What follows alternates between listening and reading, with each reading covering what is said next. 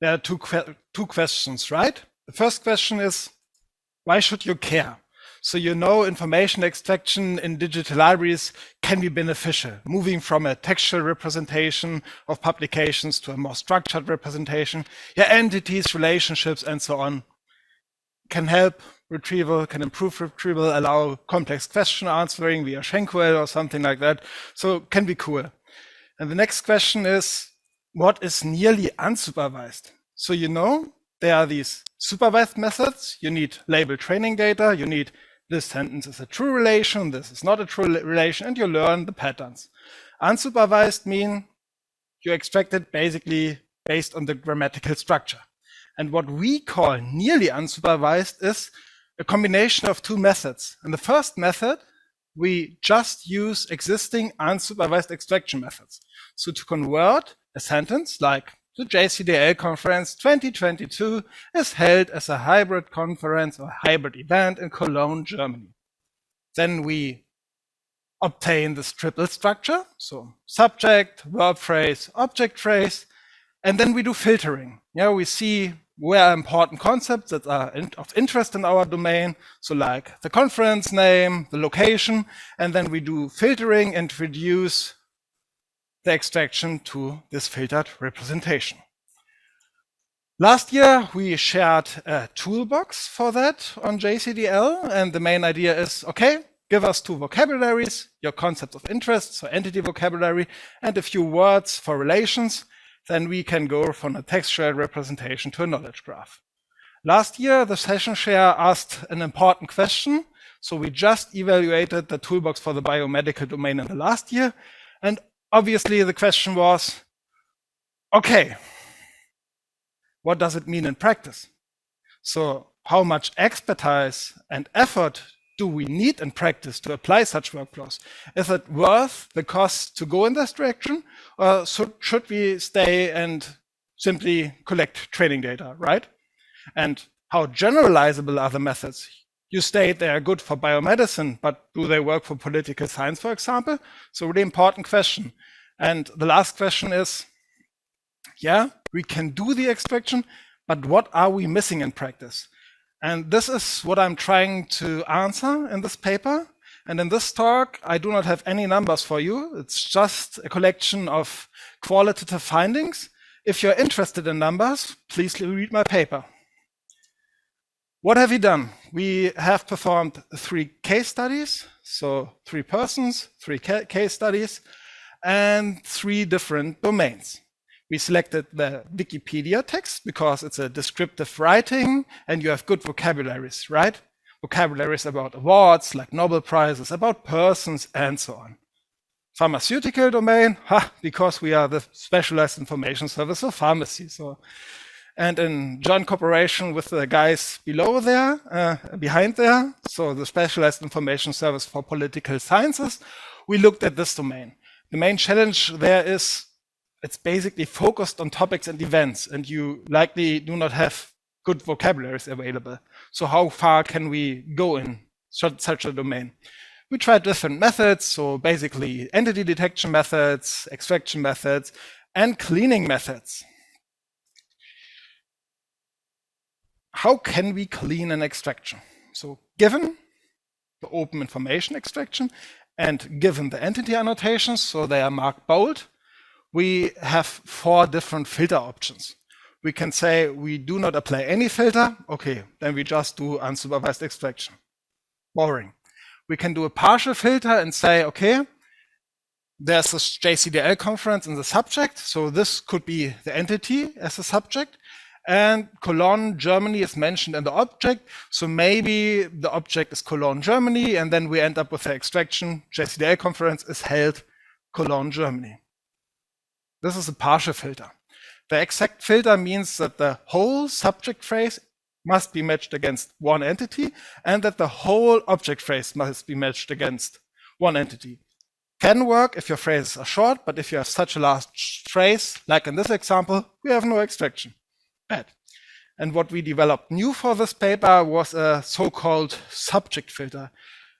In practice, you often see sentences where something like, Albert Einstein won a Nobel Prize in physics, so and so on. So you have a very small subject and a large object class. And this filter allows you to reduce subjects to entities and keep the original object phrases.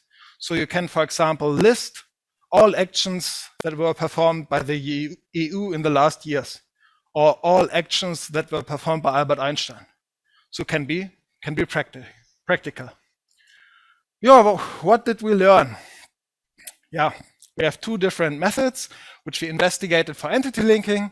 So basically, we derived vocabularies from Wikidata, Mesh, and so on, and performed the dictionary-based entity linking. If your terms are precise, like for drugs and plant families, works really well. Persons also work well. Large events work well. But short terms, which may refer to a plethora of different concepts, not so good. Then you have many incorrectly linked homonyms, and this can be a problem. And especially if you use, for example, Wikidata to deduce these vocabularies automatically, you have many problems there. On the other hand, so Stanford Stanza is one latest tool for named entity recognition. Works really well for persons, organization, countries, and so on, but you do not have precise entity identifiers. So Albert Einstein is one concept, A.Einstein is one, A.Einstein is one concept, but you do not know that both refer to the same concept. Could be problematic, and such tools may struggle with bad metadata. Some abstracts were in uppercase and the tool just crashed. For information extraction, we looked at two tools. I think OpenIE6 was introduced 2020 at the I think EMNLP, so an NLP conference, and on their benchmark it was very, very good, so good quality. What we see, short, simple sentences, it worked really well. But as sentences get long, you run into the following problem. Either your object phrase is very short and you completely miss the remaining context information of the sentence, or your object phrase is very long and you do not know how you can filter it. So what should we do then? If we do the partial filter, we maybe mess up the information. Bad. And one other observation is these tools are trained on the grammatical structure of sentences. So if you have a sentence, Hermann Kroll presents a paper, works. But if you have a sentence like the German book Känguru Chroniken, and you want to extract that German is the language of the book, it's not mentioned in a verb phrase. And then these tools may struggle because the information is simply not available. A different methods which we investigate was path-based information extraction. Given two entities in a sentence, we perform the dependency path of the sentence, so the grammatical structure, and if they are connected via verb phrases or some special keywords, then we do an extraction. Metformin is used in a treatment for diabetes. Treatment could be a word of interest for us, then we do the extraction. They are connected via this phrase.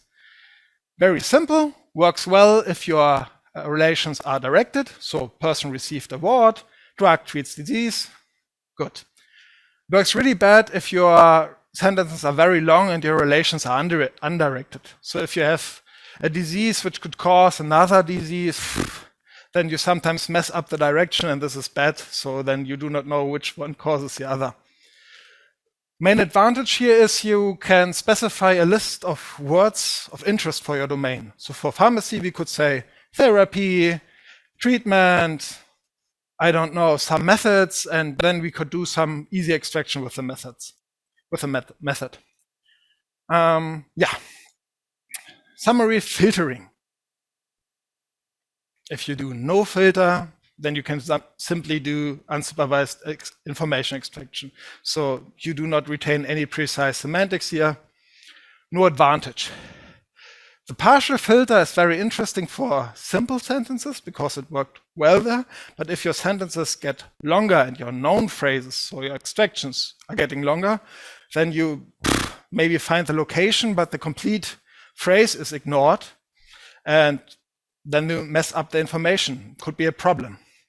The exact filter retained a really, really good quality because the complete noun phrases must be matched.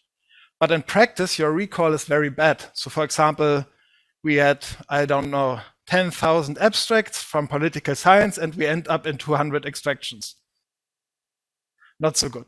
And what we have observed is that this subject filter is very interesting in practice, because you filter and you canonicalize your subjects, so you retain these actions were performed by Albert Einstein. These are the positions of the European Parliament, for example, and you completely retain the original object phrase, so you can generate semi-structured overviews. Yeah, you do not have a complete knowledge base in the end, but you may have lists of actions that you can map to some concepts, and this could be beneficial indeed. For the canonicalization procedure of verb phrases, we developed an iterative algorithm. So the basic idea is you do your unsupervised extraction, you have a database available, and then you can see which verb phrases have been extracted. So aids, prevents, treats, for example, and then you ask domain experts to map these phrases to some relations. So for example, say that aids could point towards a treats relation, and then this mapping is applied, you update your database, and you see the unmapped terms. In addition, you can use a word embedding to deduce some synonyms automatically to improve this procedure, so that you do not have to specify all 1,000 terms. For example, for pharmacy, we need to specify around 60 terms in this vocabulary, and this was quite suitable for our retrieval service. Worked well for special words like tweets, award, received, member of, fine. But if you have words like do, publish, use, you do not have the sentence context, and then it's hard to map them. So it's a problem in the end. It's a really big problem. Strongly depends on your domain. Coming back to our research questions, what have we done? So for our pharmaceutical domain, we had around 9 sessions with 2 pharmaceutical experts, and we were able to build the corresponding vocabularies. So drug, disease vocabularies, and we could build a relation vocabulary to allow this retrieval service. So user can state information needs as graph patterns, and we can match them against literature. For POLOX, political sciences, we were able to extract semi-structured knowledge, and for Wikipedia, we were able to extract some relations like award received, for example. It's quite easy, straightforward, but you quickly can have first results. How generalizable are the results? These methods have a moderate precision, but a strongly limited recall. Important to know. You should do the filtering. It's very important to retain your precise semantics, but you need the entity detection for it. If your entity detection is good, you have a good quality in the end. If your entity detection is bad because more vocabularies are available, you run into several problems. And this canonicalization of verb phrases is still challenging. Some verbs work very well, some verb phrases does not work at all. What's missing? It's like we argued in the talk on Tuesday.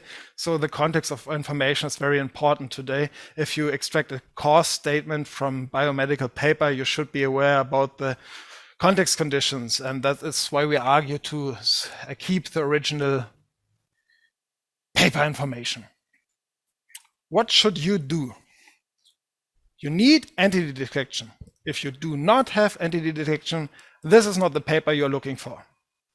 If you have short and simple sentences, they work really well. If you have long sentences, use only the exact and the subject filter. The other filters are not good. If your relations are not expressed via verb phrases, consider Parther-E. But if the relations are not directed, then you will probably need supervision. And this brings me to the end of my talk. So I really believe that these unsupervised workflows are worth of studying in digital libraries. You can extract statements with them, and they allow you to bypass training data in the extraction phase completely. You do not need any labeled sentence at all. And this could allow novel access paths to digital libraries. But you must be aware that you need extensive filtering in practice, and this could be in some cases as expensive as labeling training data. So thank you for your attention. Let's join hands to